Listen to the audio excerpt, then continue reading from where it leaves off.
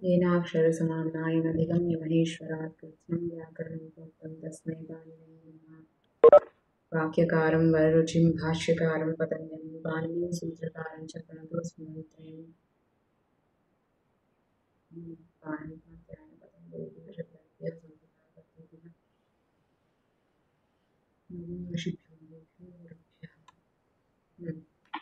इतः प्राग् वयं कर्मप्रवचनीयसंज्ञायाः विषये यावच्छक्यम् अधीतवन्तः। अग्रे सूत्रं कर्मप्रवचनीयसंज्ञाविधाय अर्थात् केषां कर्मप्रवचनीयसंज्ञा अस्ति, केषु अर्थेषु अस्ति इति इतः आरभ्य भवति। अनुर्लक्षणे अनुर्लक्षणे इति सूत्रम्। अनुः लक्षणे अर्थनिर्देशः सप्तमी विभक्तौ भवति इति प्रायः सर्वे जानन्ति खलु।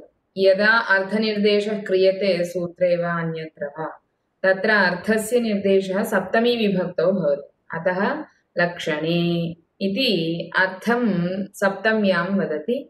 अनुः अनु इत्यस्य कर्मप्रवचनीयसंज्ञा।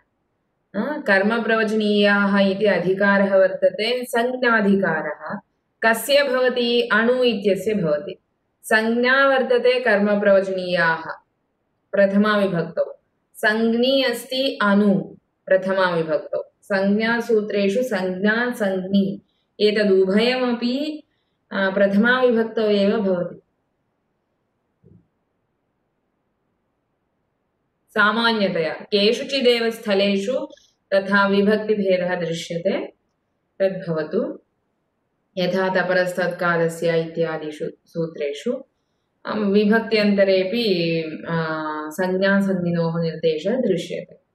अत्र तु सामान्यतया उभयोः संज्ञायाः संज्ञिनश्च उभयोः अपि प्रथमा विभक्तौ निर्देशः। अतः संज्ञी अनुः इति प्रथमा विभक्तौ, कर्मप्रवचनीयाः इति संज्ञा प्रथमा विभक्तौ वर्तते। अर्थः लक्षणे इति, अतः तत् सप्तमी विभक्तौ अस्ति तत्पदम्। लक्षणे द्योत्ये अनुः उक्तसंज्ञः स्यात्। उक्तसंज्ञः नाम पूर्वं या संज्ञा उक्ता कर्मप्रवचनीय इति, सा संज्ञा अनु इत्यस्य भवति। गत्युपसर्गा संज्ञापवादः। अनेन कर्मप्रवचनीयसंज्ञां वदति चेत् कर्मप्रवचनीयसंज्ञायाः प्रयोजनं तु द्वितीया विभक्तेः विधानम्। कर्मप्रवचनीयसंज्ञायाः प्रयोजनं किं वर्तते? द्वितीया विभक्तेः विधानम् इति एकम्। पञ्चमी अपि अस्ति, सप्तमी अपि अस्ति, तद्विशिष्टे स्थले एव वर्तते, अपवादाः वर्तन्ते। भवतु। अन्यत् किं प्रयोजनमस्ति इति पठितं? गति उपसर्गसंज्ञापवादः। गतिसंज्ञा न भवति, उपसर्गसंज्ञा अपि न भवति। गतिसंज्ञा न भवति, उपसर्गसंज्ञा न भवति चेत् किं प्रयोजनम् इति संशयः स्यात्। गतिसंज्ञां निमित्तीकृत्य यानि कार्याणि उक्तानि तानि न प्रवर्तन्ते, उपसर्गसंज्ञां निमित्तीकृत्य यानि कार्याणि उक्तानि तान्यपि न प्रवर्तन्ते। कदा? यदा कर्मप्रवचनीयसंज्ञा भवति तदा। अतः अनु इत्यस्य कर्मप्रवचनीयसंज्ञा अस्ति चेत्, अनु इत्यस्य लक्षणे अर्थे कर्मप्रवचनीयसंज्ञा अस्ति चेत् तस्य गतिसंज्ञा वा उपसर्गसंज्ञा वा न भवति इति। एतस्य विवरणं वयं बालमनोरमायां पश्यामः।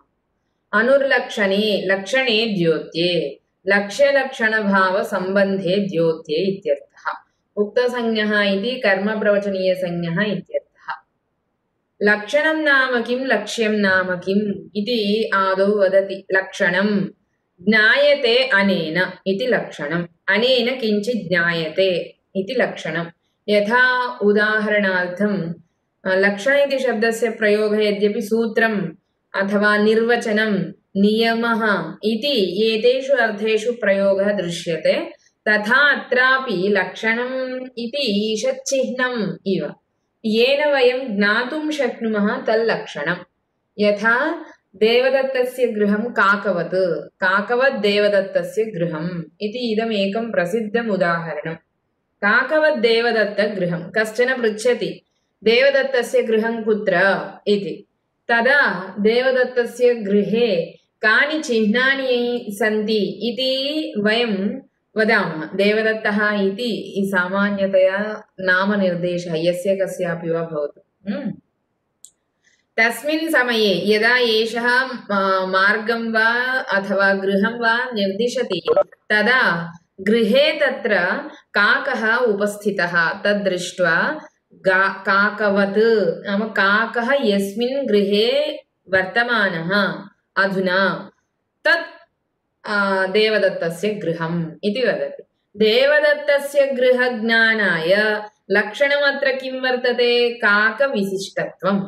अथवा एवमपि वक्तुं शक्नुमः, एवं गृहस्य उपरि एतन् नामधेयं लिखितं भवति अथवा गृहस्य पुरतः अयं वृक्षः भवति इति वयं वदामः। एतेन किं भवति? गृहज्ञानं भवति। गृहज्ञाने किं तत्र चिह्नं वर्तते?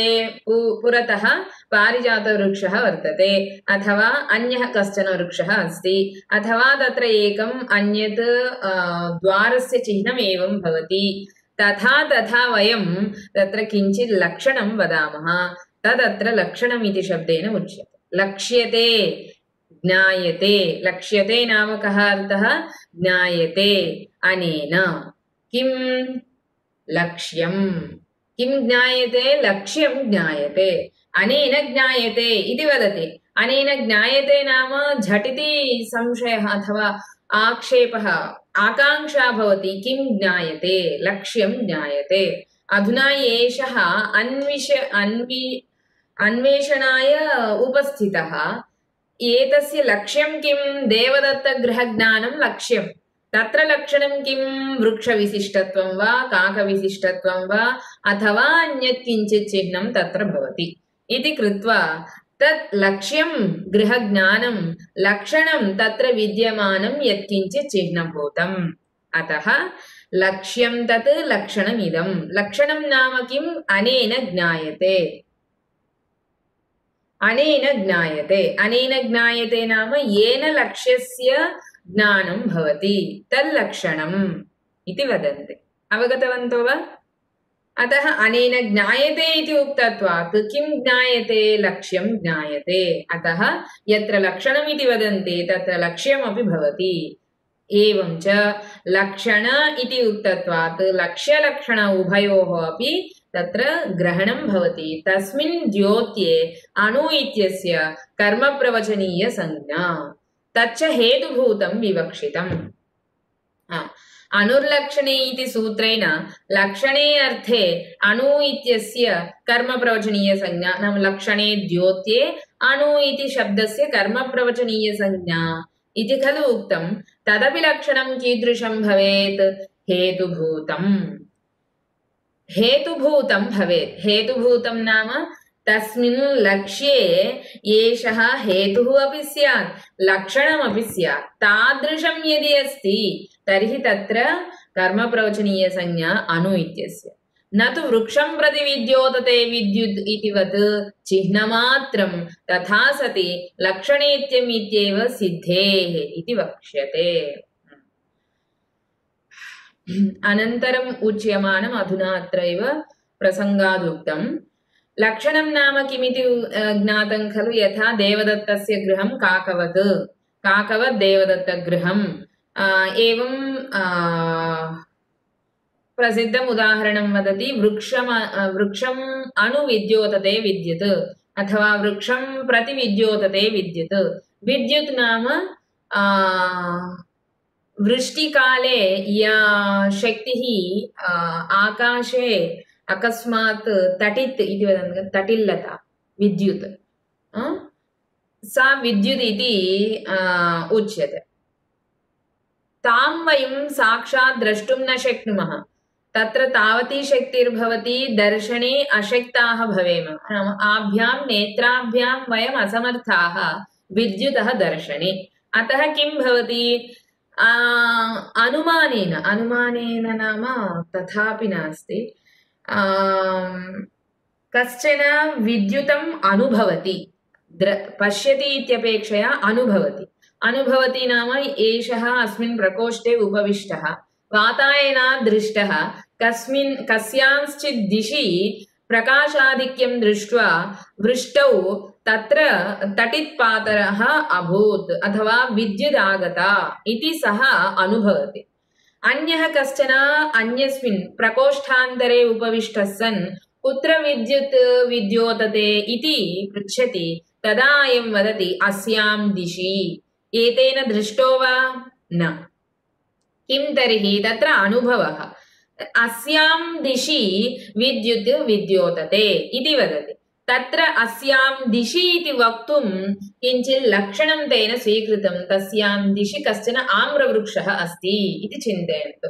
आम्रवृक्षं प्रति विद्योतते विद्युत् अथवा इतोपि कुत्र नारिकेलवृक्षं प्रति अथवा तालवृक्षं प्रति।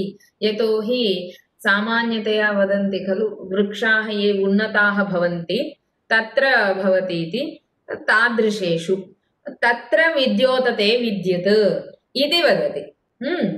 विद्युतः विद्योतने लक्षणमस्ति चिह्नमस्ति। विद्युतः विद्योतनज्ञाने कुत्र विद्योतते इति विद्युतः प्रकाशे ज्ञानं प्रकाशस्य ज्ञानम् अधुना एषः आकाङ्क्षते। तदा तत्र तस्मिन् ज्ञाने लक्षणं वर्तते हेतुः न चिह्नं वर्तते वृक्षः। अतः वृक्ष इत्यस्य द्वितीया विभक्तिः कदा प्रति अणु एतेषां लक्षणार्थे कर्मप्रवचनीयसंज्ञा अस्ति इति कृत्वा कर्मप्रवचनीययुक्ते द्वितीया इति द्वितीया विभक्तिं विदधाति। तथा अत्र जपमनुप्रावर्षदिति उदाहरणं वा अन्यत् किञ्चित् उदाहरणं वा तत्र जप इति यद्वर्तते वृष्टिः कदा अभूत् इति प्रश्नः। जप श्रवणानन्तरम् अभूत् इति वृष्टि कालज्ञाने वृष्टि आरम्भकालज्ञाने जप श्रवणकालज्ञानं हेतु लक्षणत्वेन उक्तम्। अवगच्छन्ति न वा? क्लेशः अस्ति वा अवगमने? क्लेशः नाम भ्रान्तिः संशयः सन्देहः तथा अस्ति वा इति। एकः प्रश्नः अत्र सर्वदापि जपश्रवणं किमर्थम् उच्यते न तु जपसमापनमिति? तदपि शक्नुवन्ति। अस्तु अस्तु नाम तत्र जपश्रवणादेव वृष्टिरारब्धा नाम जपे तावती शक्तिरस्ति इति वक्तुम् इच्छा स्यात्। तर्हि हेतुः भिद्यते किल तत्र? हेतुः भिद्यते वा तदा जपश्रवणे इति उक्ते तत्र? हेतौ तु वयं तत्र क्रियां न वदन्तः स्मः। श्रवणक्रिया वा समापनक्रिया वा न वदन्तः स्मः। तत् सर्वम् अनुना एव द्योत्यते। परन्तु अत्र सम्प्रदायवशात् निशम्य इत्यस्यैव व्यवहारः प्रायः जपश्रवणात् परमेव वृष्टिरारब्धा इति अथवा तस्मिन् जपे तावती शक्तिरस्ति इति वा विवक्षा स्यात्। इति अहं चिन्तयामि। अन्यत् किञ्चित् अस्ति वा इति कुत्रापि ग्रन्थेषु तावान् विचारः अपि न दृष्टः मया। अस्तु एतावत् अवगतं खलु सर्वैः? लक्षणं नाम कदा वृष्टिरारब्धा जपश्रवणात् परं। तर्हि वृष्टेः आरम्भे आरम्भज्ञानं वृष्टि आरम्भज्ञाने जपश्रवणज्ञानं लक्षणत्वेन उक्तं। यथा काकवद्देवदत्तगृहं वृक्षमनुविद्योतते विद्युत् इत्यादिषु। एतावदवगतं? वृक्षमनुविद्योतते विद्युत् नाम विद्युतः विद्योतने वृक्षः यः वर्तते सः हेतुभूतः न लक्षणं वर्तते केवलं। तत्र कस्यां दिशि विद्योतनं वृक्षः यस्यां दिशि विद्यमानः तस्यां दिशि इति। स्पष्टमिदम्?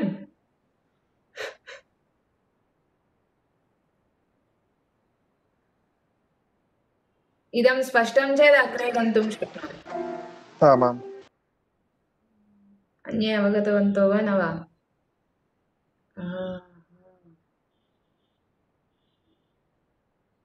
अस्तु तर्हि अग्रे किं वर्तते हेतुः अत्र अनुर्लक्षणे इति सूत्रेण यत्र कर्मप्रवचनीयसंज्ञा उच्यते तत्र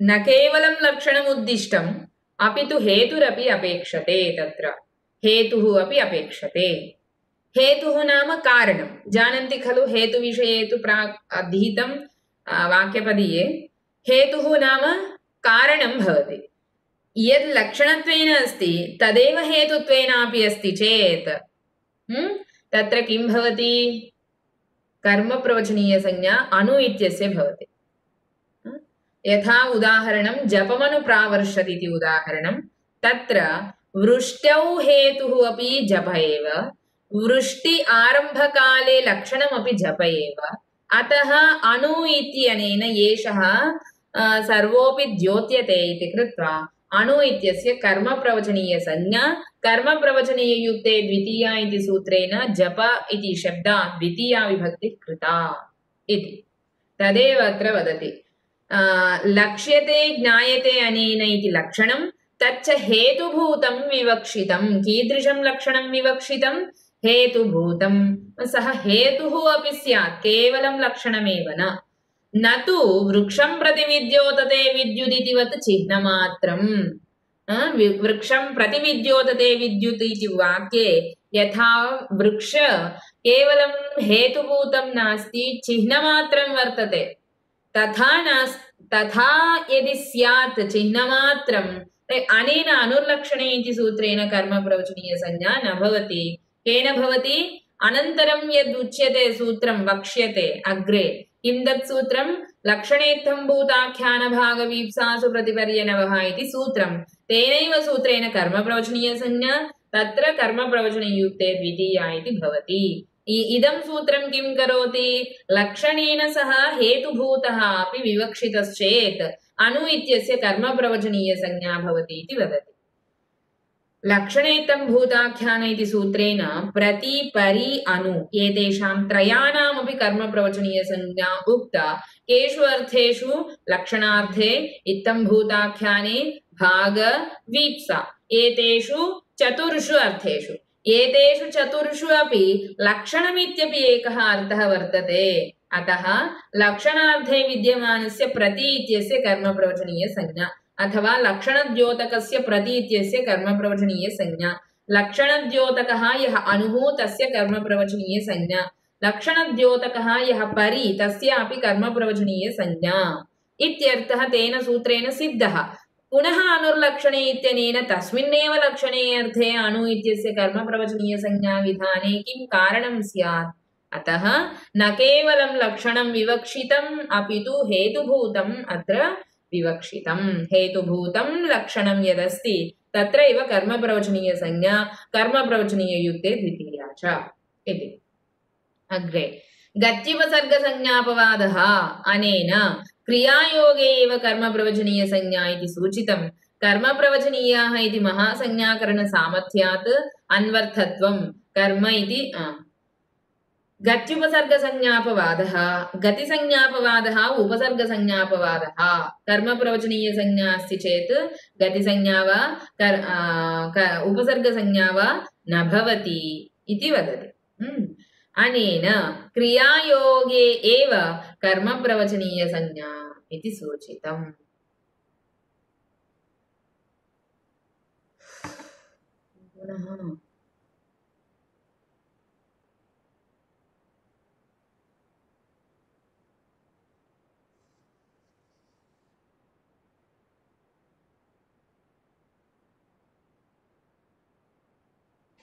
गुणः अपि वक्तुं शक्नुमः किम् गुणलक्षणयोः भेदः कः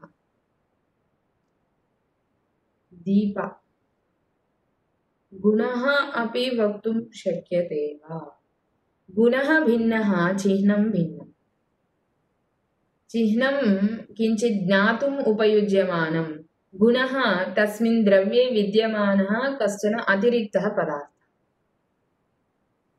उभयोः अपि भेदः वर्तते अनन्तरं किं पृच्छति अनुर्लक्षणे पुनः वक्तव्यं वा मिथिलेश न श्रुतवान् वा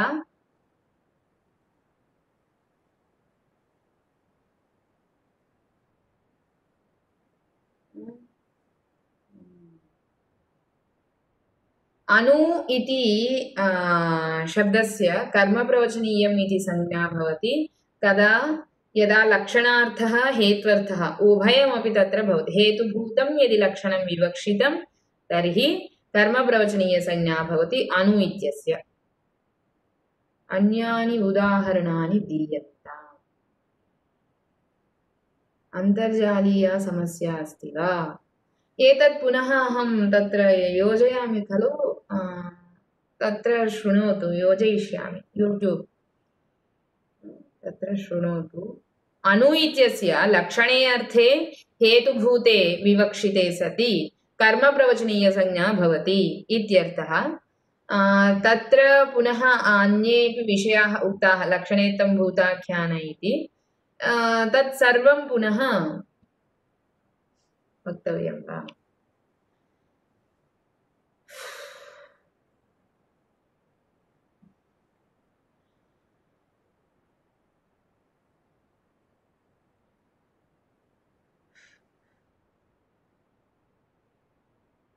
प्रति परि अनु एतेषां त्रयाणां लक्षणे अर्थे कर्मप्रवचनीयमिति नामधेयं लक्षणेत्थं भूताख्यान इति सूत्रेण यद्यपि उक्तं तथापि अनुर्लक्षणे इति सूत्रेण पुनः किमर्थम् अनु इत्यस्य लक्षणे एव अर्थे कर्मप्रवचनीयसंज्ञां करोति इति प्रश्नः अतः समाधानत्वेन वदति केवलं लक्षणमत्र न विवक्षितम् अपि तु हेतुः अपि भवेत् तदा तत्र कर्मप्रवचनीयसंज्ञा भवति इत्यर्थः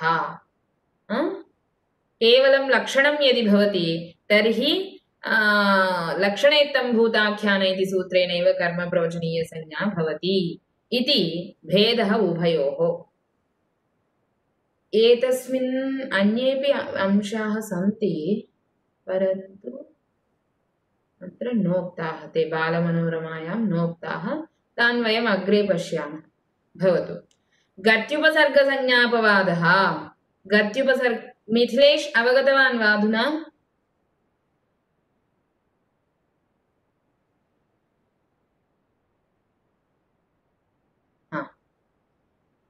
गत्युपसर्गसंज्ञापवादः तत्र स्मः वयं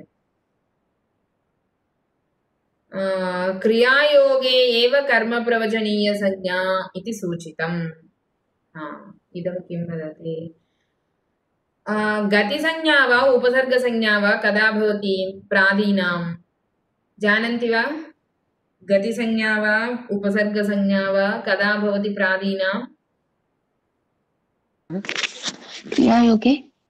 क्रियायोगे भवति उपसर्गाः क्रियायोगे गतिश्च इति सूत्रद्वयम् अतः तेषां गति इति संज्ञा वा उपसर्ग इति संज्ञा वा क्रियायोगे एव भवति इति तत्र ज्ञातं तस्य अपवादः नाम किम्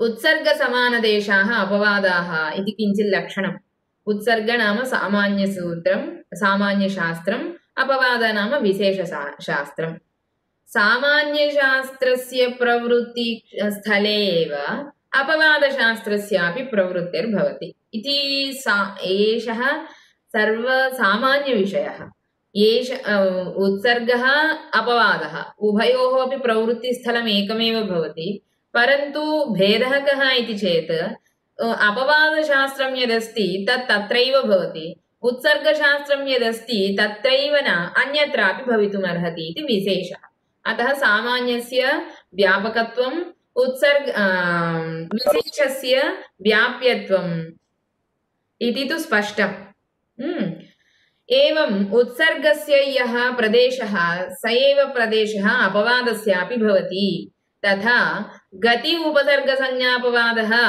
कः कर्मप्रवचनीयसंज्ञा कस्य अपवादत्वं कर्मप्रवचनीयसंज्ञायाः अपवादत्वं कस्य अपवादत्वं गतिसंज्ञायाः उपसर्गसंज्ञायाश्च अर्थात् किं सिद्धमनेन यत्र गतिसंज्ञा भवति तत्र कर्मप्रवचनीयसंज्ञा अपि प्राप्नोति परन्तु कस्मिंश्चित् विशिष्टे अर्थे अथवा एवं प्रसङ्गः अस्ति तर्हि कर्मप्रवचनीयसंज्ञा इति वदति। एवं खलु? गतिसंज्ञायाः अपवादः नाम किं सिद्धं? गतिसंज्ञा यत्र प्राप्नोति तत्रैव कर्मप्रवचनीयसंज्ञा अपि प्राप्नोति। एवम् उपसर्गसंज्ञा यत्र प्राप्नोति तत्रैव कर्मप्रवचनीयसंज्ञा अपि प्राप्नोति इति सिद्धम्। गतिसंज्ञा वा उपसर्गसंज्ञा वा कुत्र प्राप्नोति? यत्र क्रियायोगः अस्ति तत्र। कर्मप्रवचनीयसंज्ञा अपि क्रियायोगः अस्ति चेदेव भवति इति अनेन सिद्धम्। अवगतं वा? अवगतवन्तो वा इदं न वा?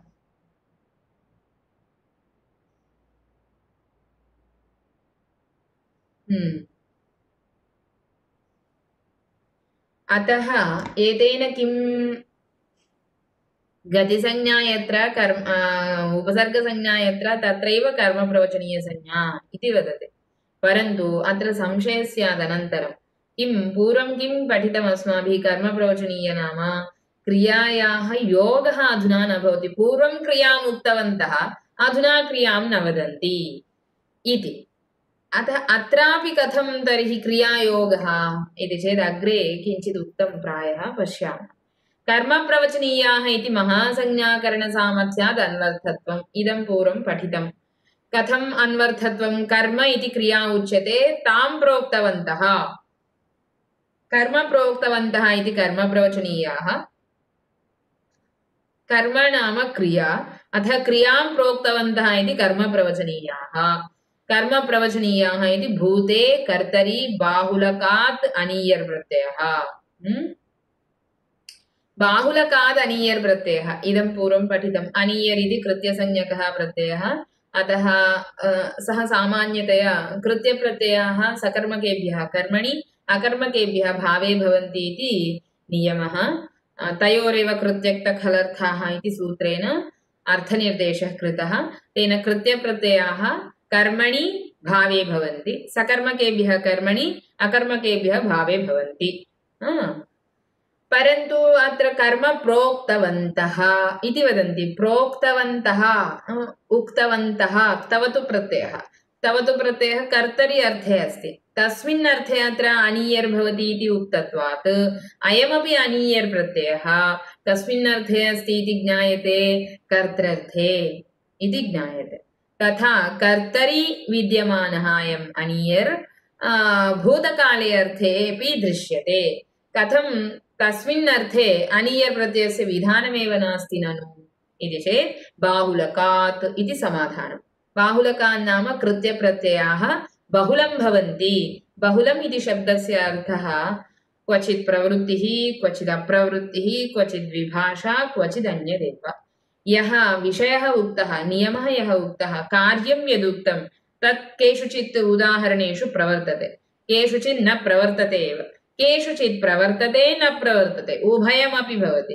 केषुचित् इदमेव न अन्यत् किञ्चित् अनुक्तमपि प्रवर्तते। तथा अत्र अनीयर् इति प्रत्ययः भावार्थे वा कर्मार्थे वा उक्तः, तस्य बाहुलकात् कर्तरि अपि अर्थे अत्र विद्यमानः।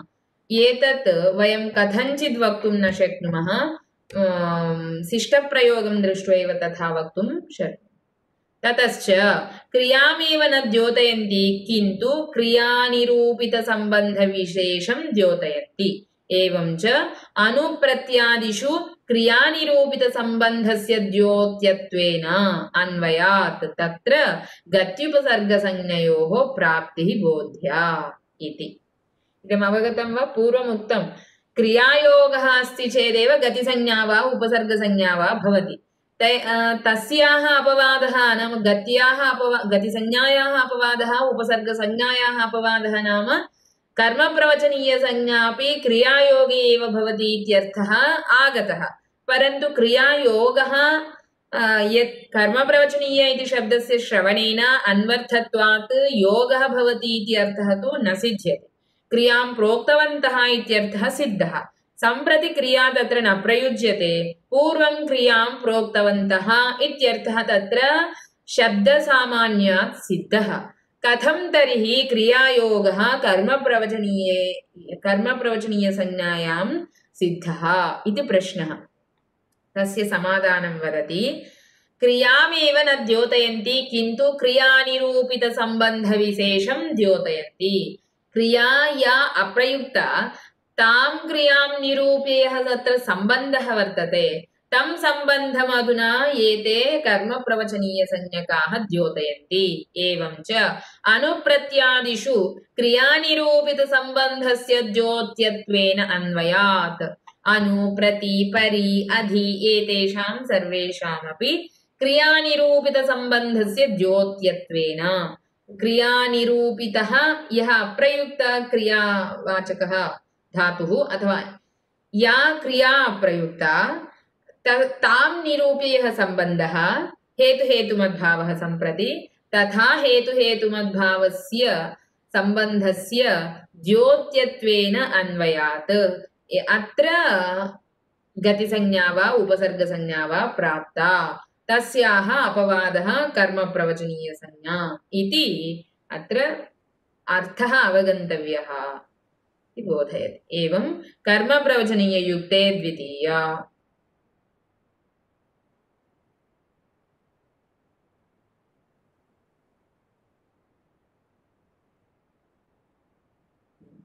इतः आरभ्य वयं पुनः अग्रे पठिष्यामः। उदाहरणानि इतोपि वक्तुम् अहं प्रयतिष्ये।